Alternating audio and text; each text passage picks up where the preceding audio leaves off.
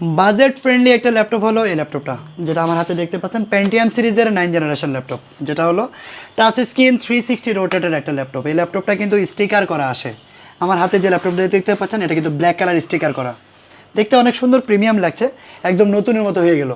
কিন্তু স্টিকার ছাড়া original colour দিয়েও কিন্তু আমার কাছে অ্যাভেলেবেল আছে। এই ল্যাপটপটা স্টক হলো আমার কাছে 50 পিসের স্টক, দেখতে পাচ্ছেন এটা হলো অরিজিনাল কালার।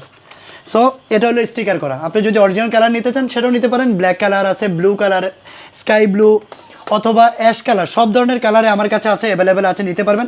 অরিজিনাল কালারটাও কিন্তু আমার কাছে একদম ব্র্যান্ড নিউ কন্ডিশনে আছে, কোনো স্ক্র্যাচ থাকবে না, কোনো ফাটা ফোটা থাকবে না, দেখে শুনে নেবেন।